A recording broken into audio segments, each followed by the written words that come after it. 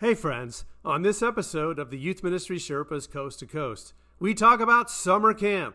As youth ministry veterans who've done a million programs, why do we still love summer camp?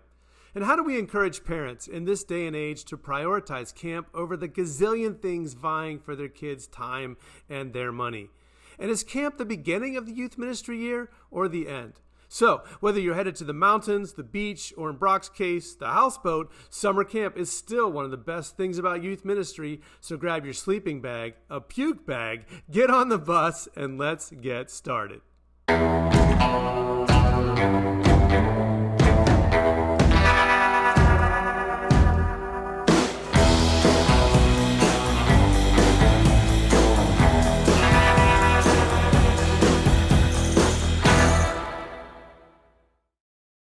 Hey friends, welcome back to the Youth Ministry Sherpas Coast to Coast. My name is Steve Anderson. I'm joined by my great friends here. Hey guys, how you doing? Hi, Steve. Hey, what's up? Brock and Shannon, you guys are the best. We're all recording from home today because it's actually Good Friday as we record this. And Shannon, looks like you got the Easter basket in the background. Got a few of them. We're Oh ready. my Wow. gosh, ready to go. How fun! That's for the. Oh, there's a cat too. That's There's a for cat the Easter licking Bunny. its butt in the background. Yeah, probably. The big one's for the Easter Bunny to hide all the empty eggs in there. The little ones are for the toys for each individual kid. You know. Now, do you Nice. hide the baskets and the kids have to go search for them? Is that how you do it? No, the baskets are out. Okay. Well, look, church is involved, right? You have to go to church. Yeah. On Easter morning, working very early. Anyways, the baskets are on the table. They wake up, they have a basket full of nice toys. And then after church, they show up and the Easter Bunny has hidden eggs all over Oh. property. Gotcha. So the This Easter Bunny year- comes in the morning. Yeah, when does your Easter Bunny Our used to Easter church. Bunny come? always comes. He always comes at night because they wake up and Oh. go looking for their baskets, or they used to when they were under the age of 26. Interesting. I mean, we he- never he did comes- the Easter Bunny. We must have been terrible parents. No, we you're were the so ones smart. who hid the eggs. You You're so smart. probably didn't do Santa either, did you? You're so spiritual, Didn't Brock. do Santa either. Oh We my were terrible. gosh. Yeah, wait. We did the Steve, Tooth Fairy though. We did the Tooth Fairy. That's funny. Steve, you have a Christmas tree up behind Yeah, you? what's I going do. on there, buddy? I that do. true? I'm in our family room, and it's in our basement, and we have a second tree. We just have left it up because it's really pretty when we're sitting You there don't watching even seem movies. embarrassed. You don't. Not Why not would at I be all. embarrassed? What's wrong with having a tree? It doesn't have ornaments on it, so that's good. I took the ornaments off and I left the tree out. So All right. hey, All right. Well, don't hate me for that. no hate. There's no hate. A little judgment, but no hate. We'll hide our Easter baskets under our Christmas tree. How's that? There you There go. it is. This podcast is brought to you courtesy of Download Youth Ministry. Download Youth Ministry has all kinds of great resources, including the amazing Sidekick app. So go out to downloadyouthministry.com. Check it out. If you get the platinum subscription, you get access to everything you could possibly want. You can literally run your youth group out of DYM, so you can spend all your time hanging out with kids and not writing Steve. games. So Wow. Did you see for the National Day of Volunteer Youth Ministry Training who one of their amazing speakers is this year? I know. I am so honored to know him. It's know. amazing. Wow. The Yeah. Brock Morgan. I can't believe it. The Yes. real Wow. Brock Morgan, according to his Instagram Oh. handle.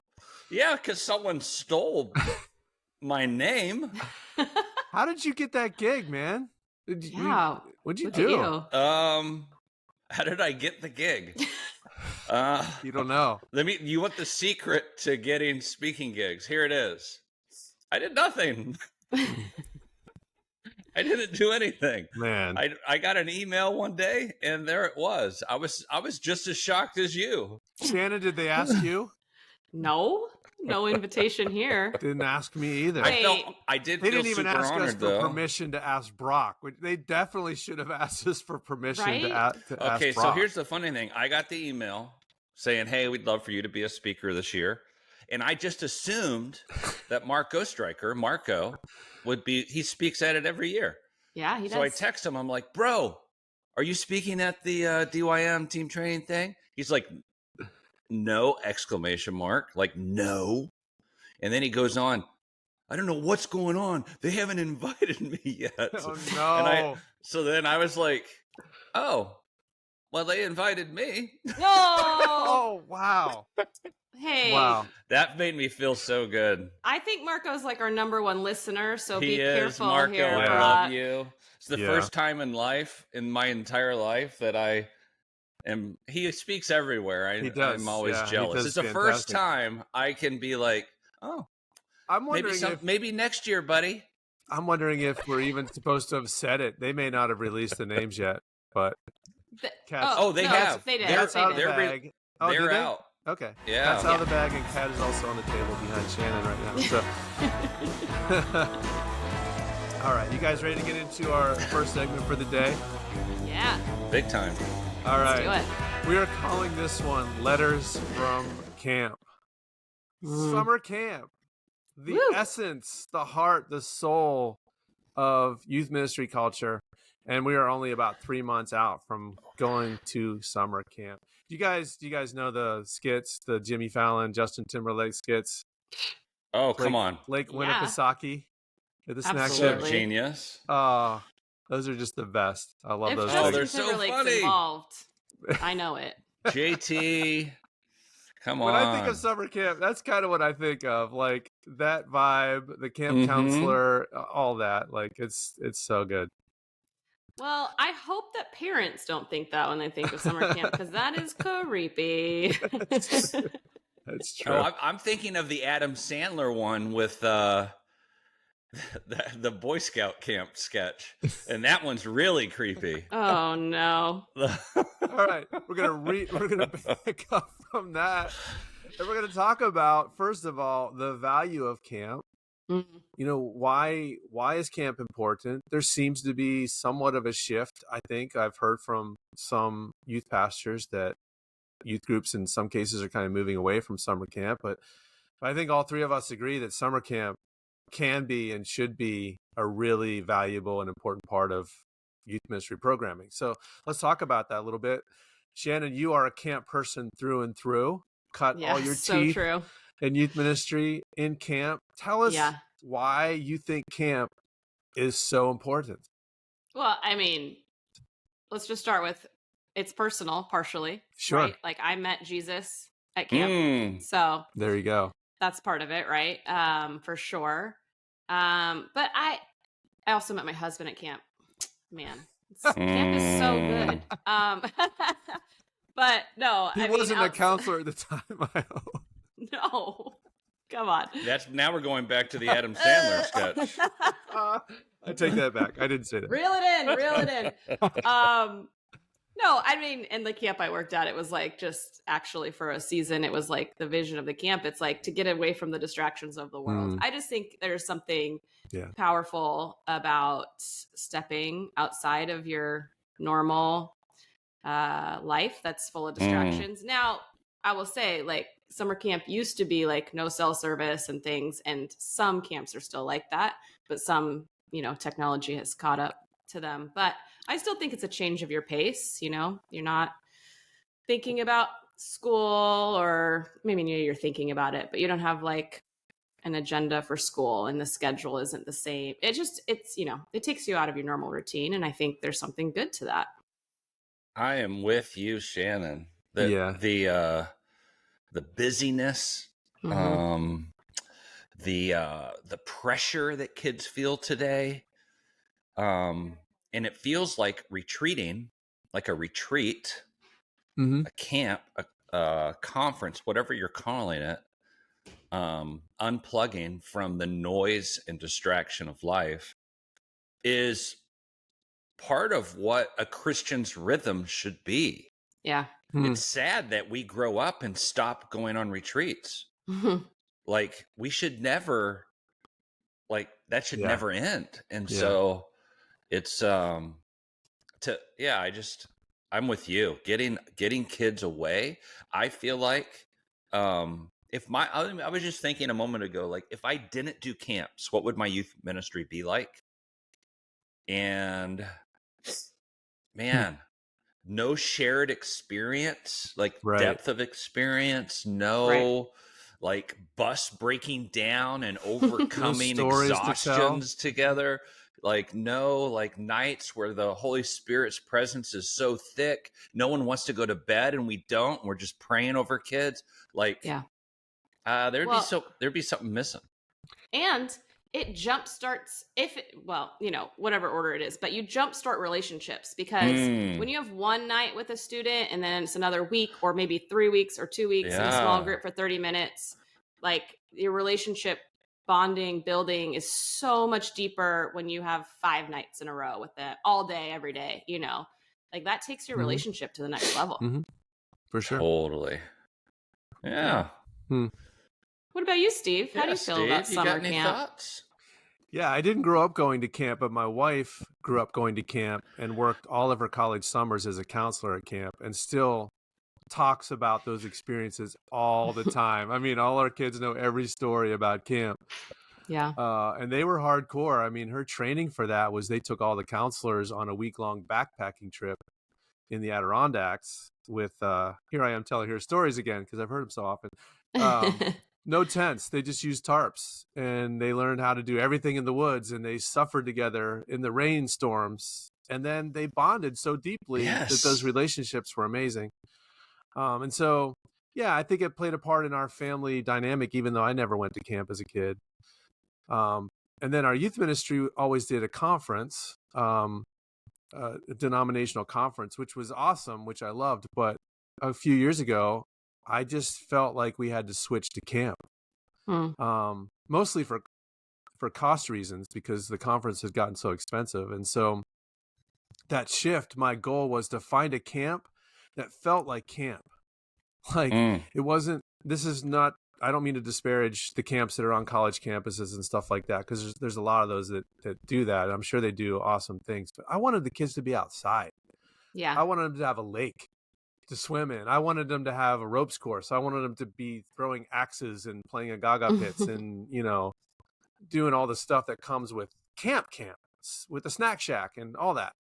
And so we made that shift about 4 years ago, and yeah, I don't think we're looking back.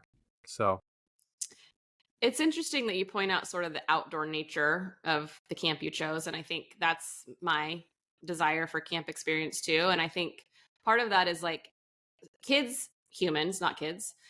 We all experience, I think, God, the Holy Spirit in so many different ways. And so I think part of going to camp is to provide other experiences to experience the Holy Spirit, right? So like for me, experiencing Christ through creation, which I think why going to camp is so powerful. And for many people, getting outside. But then like they're also at camp. What I love about camp is like they also get to experience it through like oftentimes like big worship sets or a great speaker. Like you're just providing so many different types of experiences in 1 week or one weekend. That's one of the reasons why I hate staying in town. Like, we've done the camp in town thing, and it lacks the nature bit. Yeah. It just kind of, I mean, there's the light pollution and the noise of traffic and the schedules that their parents want them to keep while maybe still going to camp a little bit while you're in town.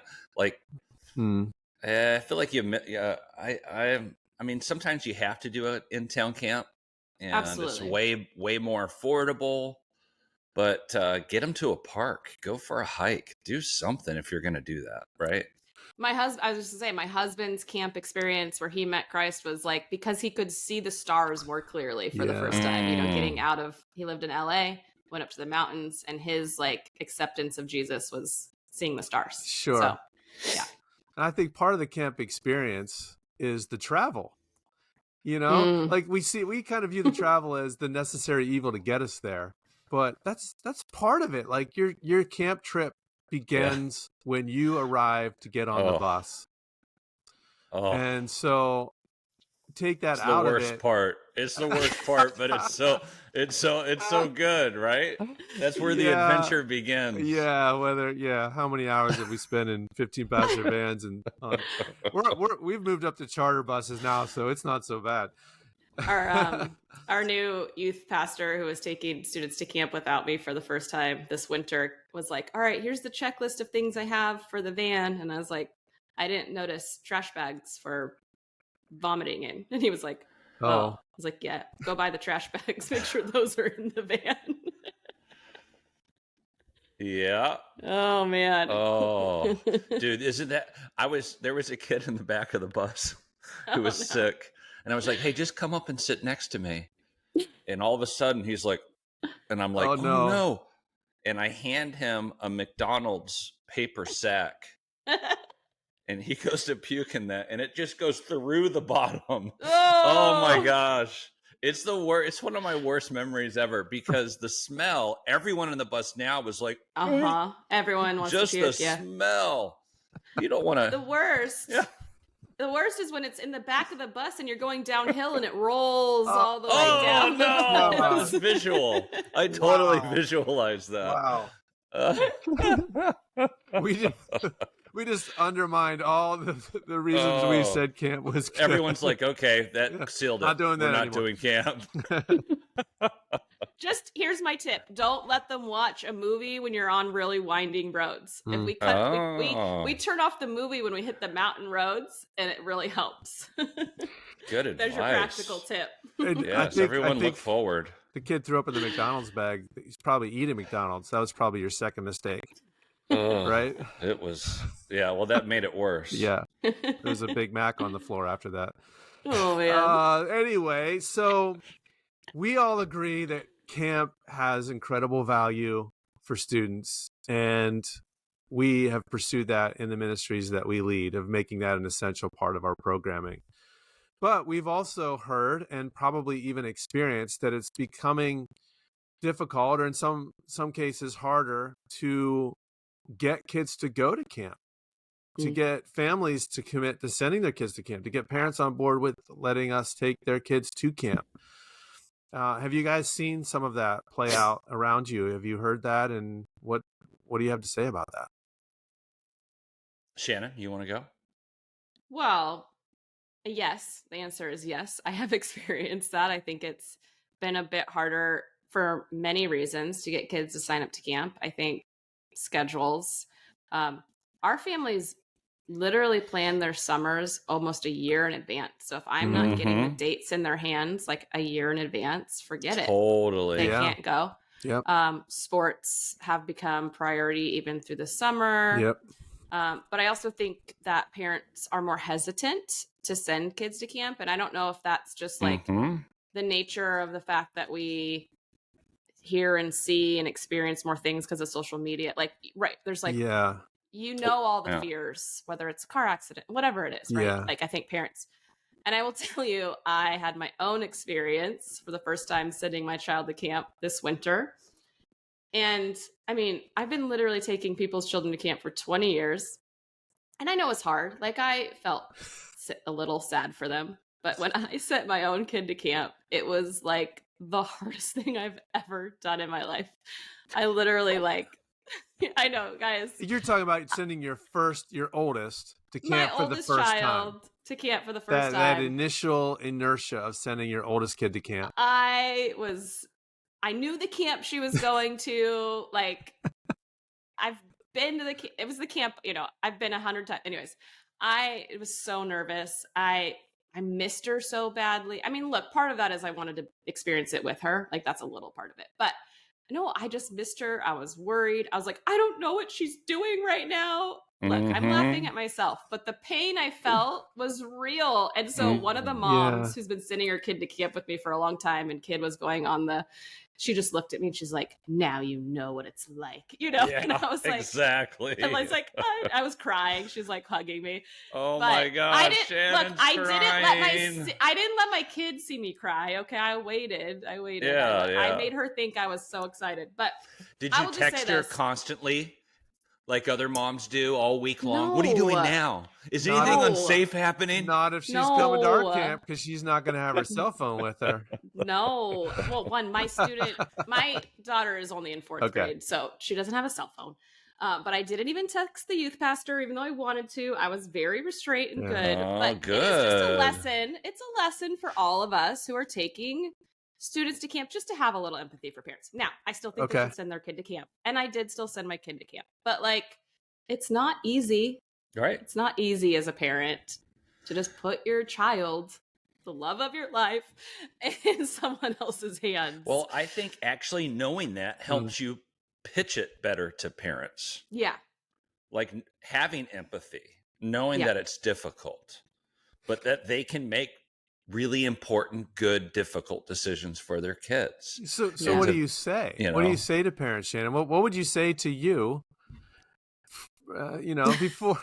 before you if were you're a puddle of hesitant tears, to send your kid? What would youth pastor Shannon say to mom Shannon about camp? Well, for me, excuse me, for me, it actually has always it hasn't shifted necessarily my pitch, because my pitch has always been a personal shared story of camp. So I always, share with the parents just how life-changing it was for me at that same age. And so I say, I know how hard it is. And I say things like, no news is good news. Like, I just try to reassure them, we've done this and it is hard and it is life-changing also, I think. Yeah. And stories can really change people, right? So sharing stories of other students' experiences, I think, is helpful.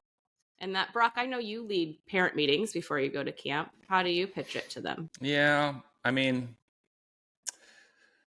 so I think it's important to lead a parent meeting, especially today with parents' fears on the rise, with schedules getting more complicated and busy, trying to figure out where the youth ministry fits on the priority list of a kid's agenda and life.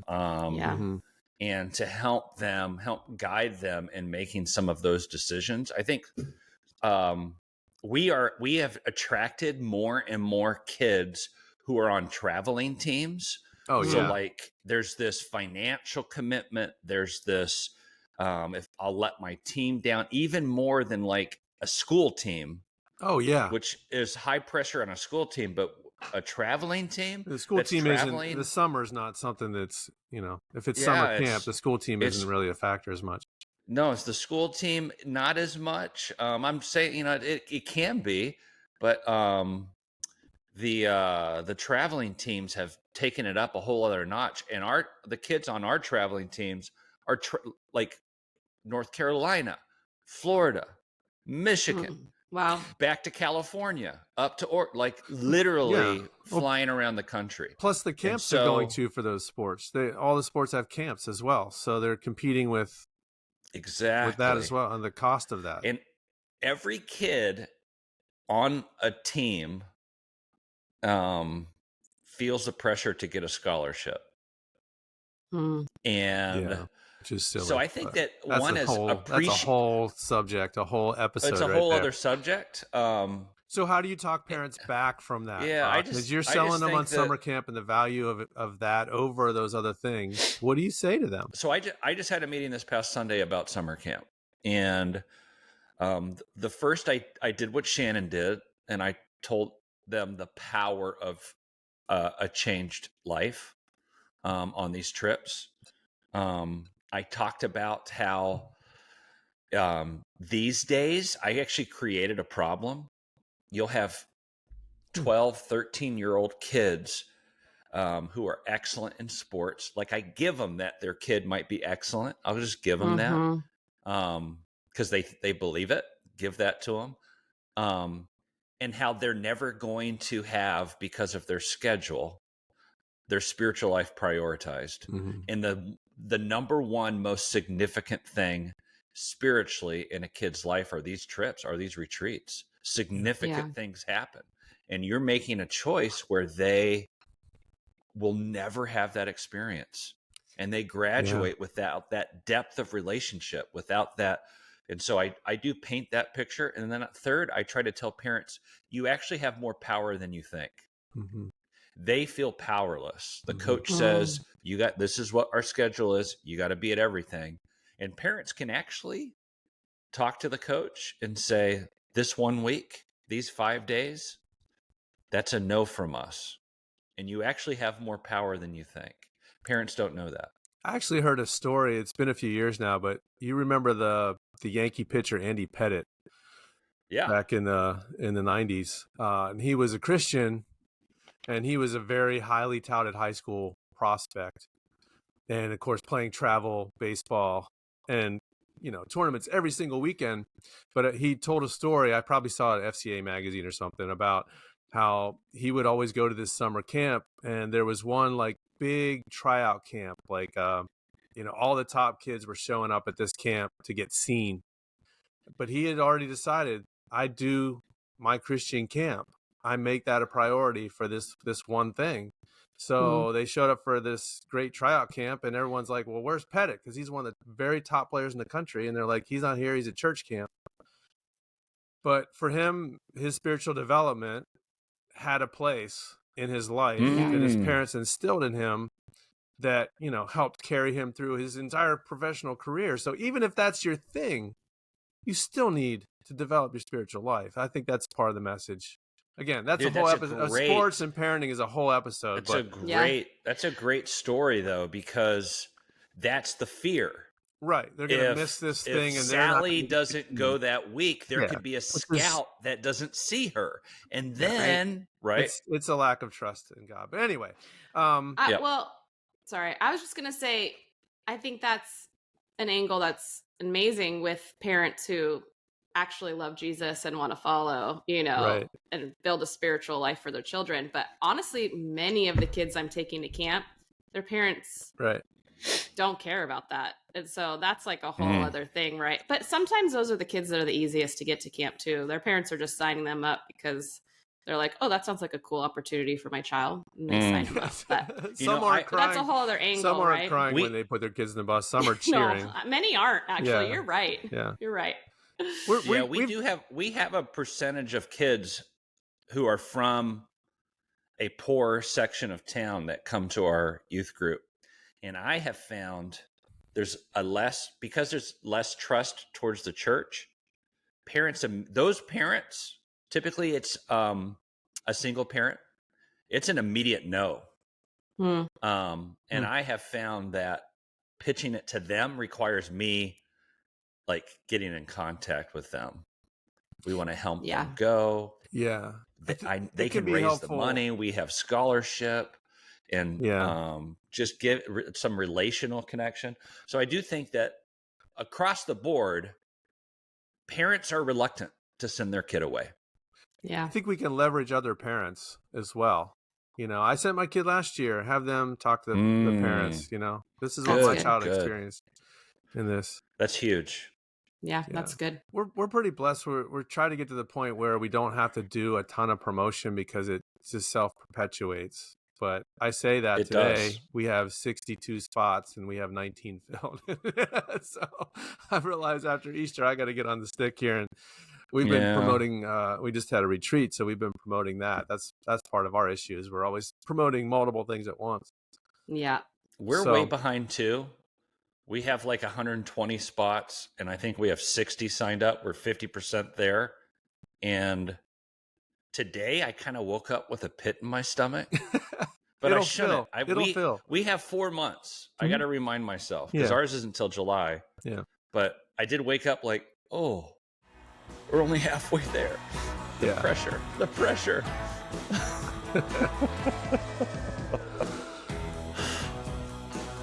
All right, we're going to keep talking about camp, but first it's time for our Get to Know Your Sherpa segment that we do every show. And I think today, Brock, you got a question for us?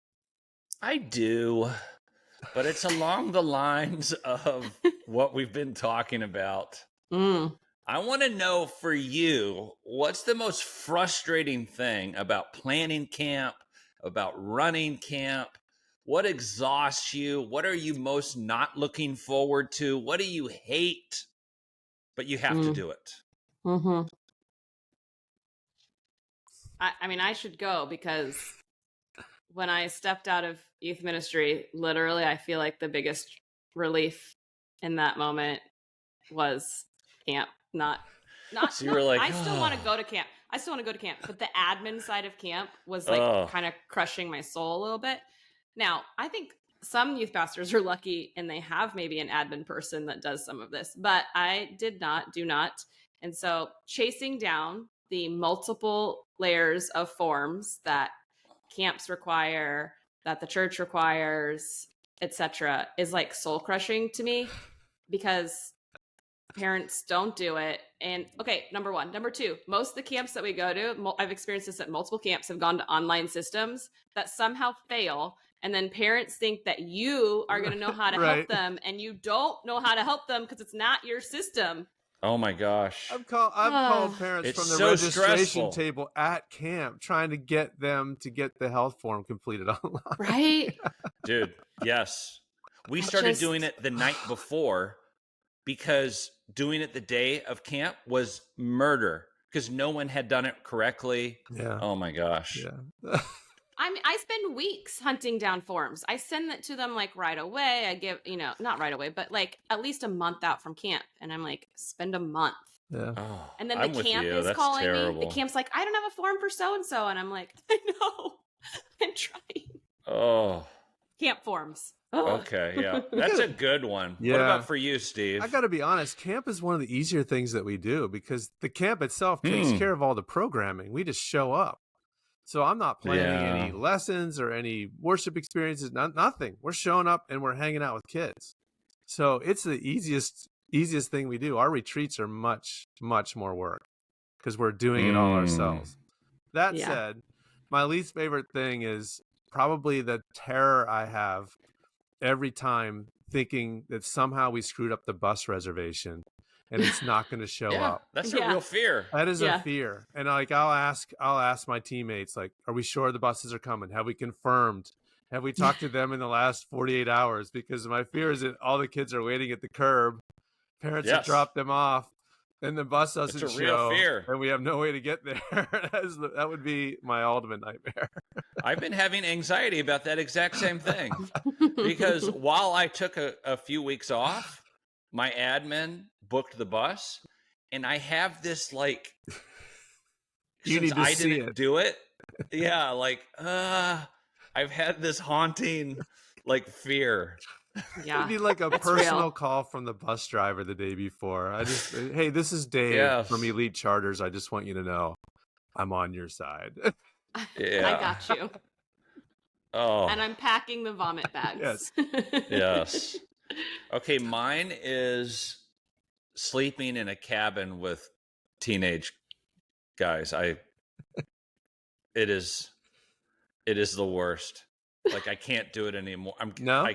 Well, if they're back. I mean, I do it every camp. I'm right there. 4-inch foam mattress doesn't meet your needs anymore. It's not just the comfort. We were in a camp in Malibu, and it was really unseasonably, like it was hot at night. Malibu's not hot at night, but it was hot. And we're laying in this cabin. I've got 20 teenage guys, maybe 3 of us adults in there. And we're sweating. And I'm just laying there going, what have I done with my life? Like, where has it led to this? Oh, you guys. You're so soft. You're so soft.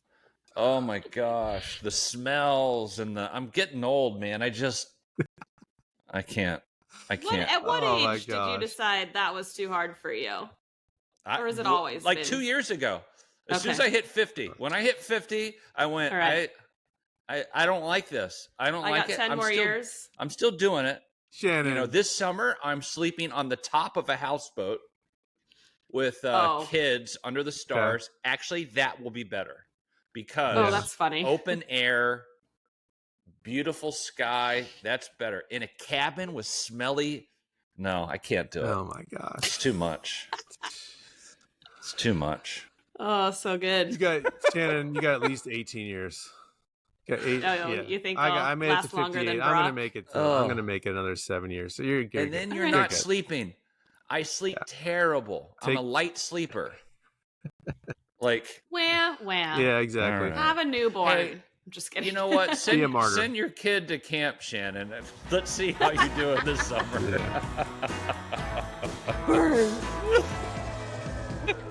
All right, guys, let's move into our final segment. We're going to wrap up this discussion about camp. And it's a really interesting thought.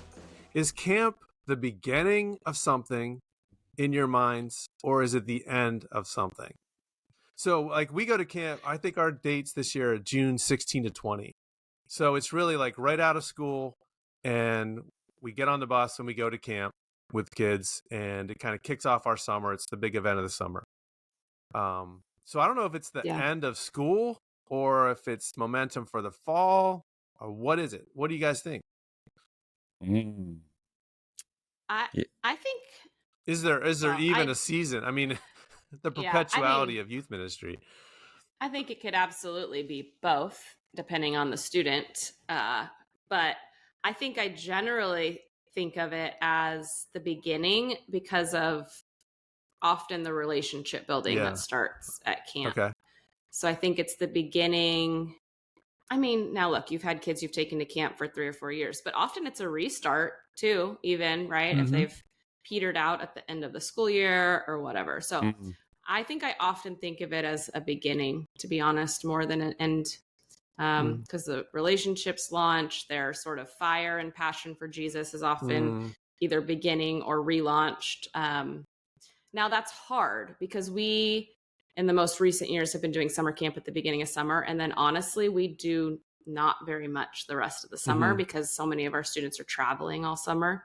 Yeah. So it's hard to say that it's a beginning because it feels like it's this big jump off point and then it's sort of like nothing for a little while. So it's tough. Yeah. I think good. These are good thoughts. They are. I think of it like the optimum age, because we take grades 7 through 12 to our camp. And for me, the optimum age is like 8th and 9th grade, because then it does kind of feel like a beginning. They're really they're coming into the high school group. They're beginning to get their feet established in relationships. And we've even had students who've gone to camp. We do our student ministry or our student leadership application before camp, and we actually do interviews for it and have it all like finished before we leave for camp. But we've had students each of the last couple of years who've come back from camp and been like, hey, I changed my mind about student leadership. I'd like to do it. And we get to make that accommodation for them. So for them, it feels like a beginning too. For the seniors, it's goodbye, I guess. It feels like the end. Yeah. What do you think, Brock? So you take graduating seniors who have graduated? We do, yeah. The ones who are really plugged in, who've loved everything about youth group, they go for their last hurrah. Yeah, that's cool. It is a good last hurrah. We do the same thing. We honor them while we're there. Okay. Forever it was, in my mind, the beginning. And then I felt like for many kids, it was in their minds the ending of something, because there would be a gap between camp and youth group restarting back up a lot of times for us schedule wise. I've started making it both. So what I try to do is I'll try to do more spiritually deeper things towards the end of the school year that lead into summer camp. And so for them, it's a build up kind of an ending.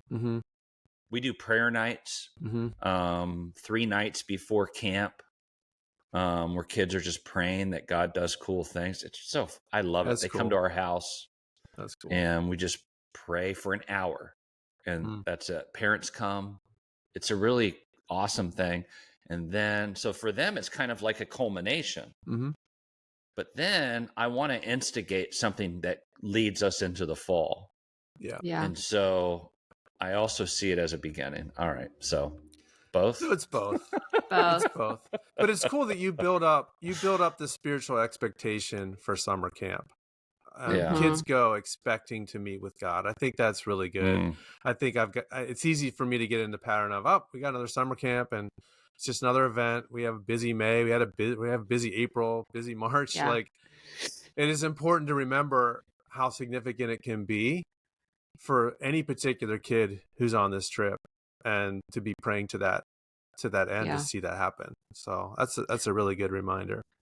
Well, and Steve, you and I are both like to go to camps where it's programmed for us.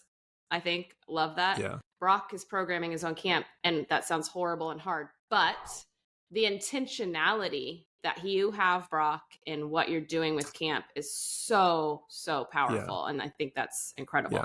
Yeah, I love.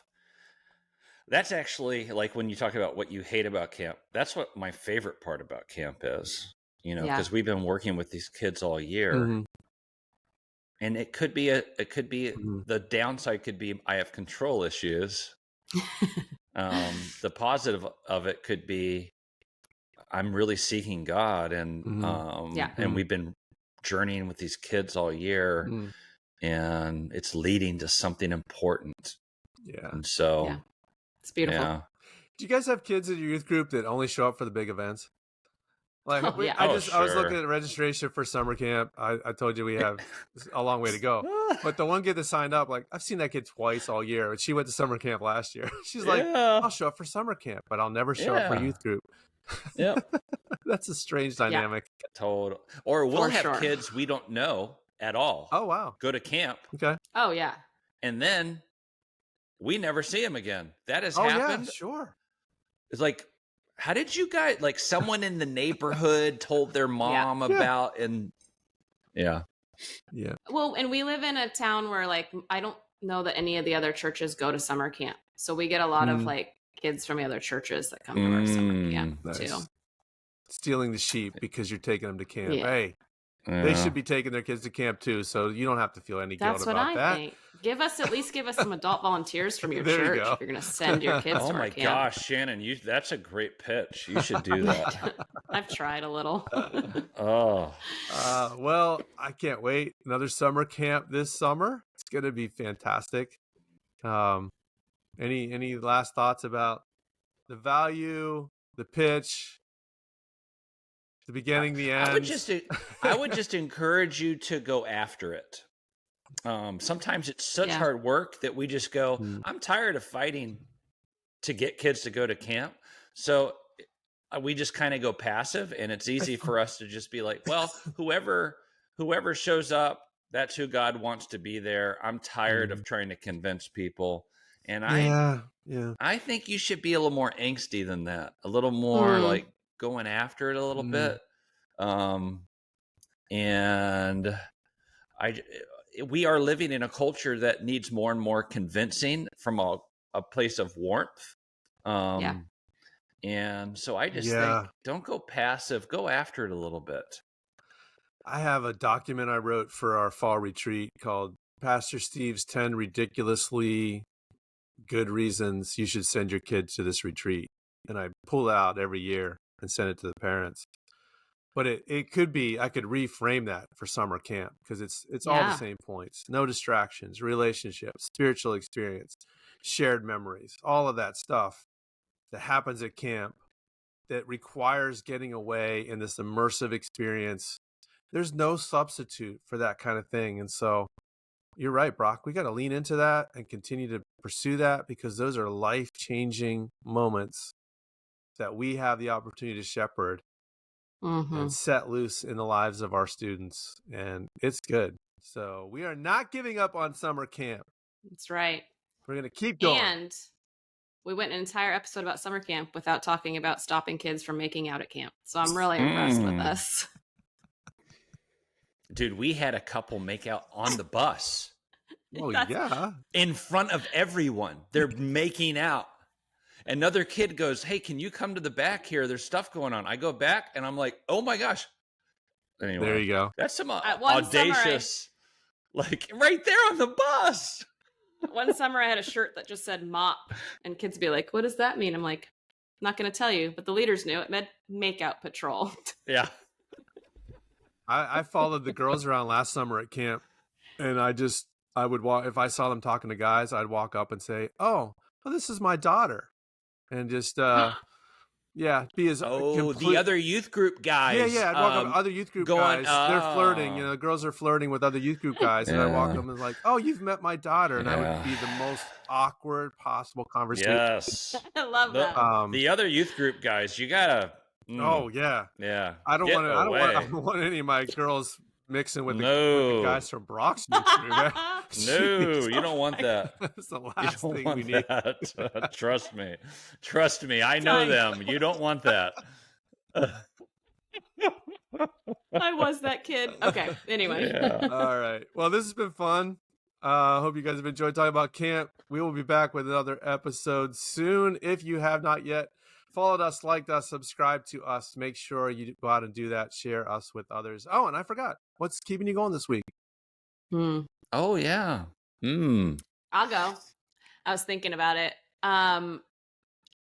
This week, it's just the journey with my own 2 daughters and the conversation. It's just cool. So 4th grade and 1st grade. But I just think that I'm starting to have, deeper, more real conversations with them about God. And I love that. It's cool. It's so good. The 1st grader's got some weird thoughts, but 4th grader, I'm enjoying those conversations. It's good. Brock? Okay. I'll say my daughter. She copycat. She is, I know. She is like my best volunteer in our youth ministry. Picking up kids. Like she's just so great. And then she's trying to break it into Hollywood. She majored in film in college, and so she's gotten different like one-off jobs, and she got an interview with Paramount Studios. Cool.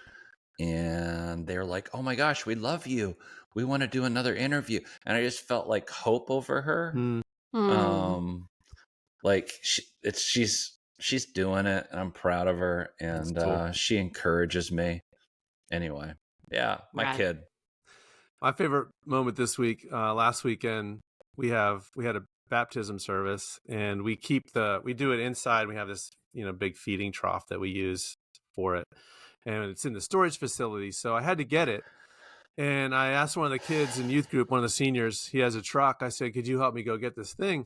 He's like, "Yeah, sure." He's super helpful, great servant-hearted kid. So we go to the storage unit, we pick up the baptismal, we throw it in the back of his truck, and we're driving back to church. And I'm like, "Hey, Grant, have you ever been baptized?" It's like, "No, but I've actually been thinking about it. I thought about doing it this time." This is like 2 p.m, and the service is at 7. I'm like, "Dude, let's go for it. And as long as your parents know and they can show up, we're going to baptize you tonight." And that's what happened. And that was pretty awesome. Oh, so cool. I love it. Yeah. Awesome. Great. All right. Good job, guys. Yeah. Hey, this has been fun. We'll look forward to getting together again soon. Make sure you go out. I already said all that. Forget that stuff.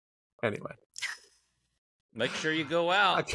Make sure Everybody go out and get a Christmas tree. Get a Christmas tree. Everyone needs a Christmas tree to celebrate Easter, because that's what you do. So, absolutely. All right. Take care, guys. Yay! I think that's funny. Just leave that. It's a blooper reel at the end.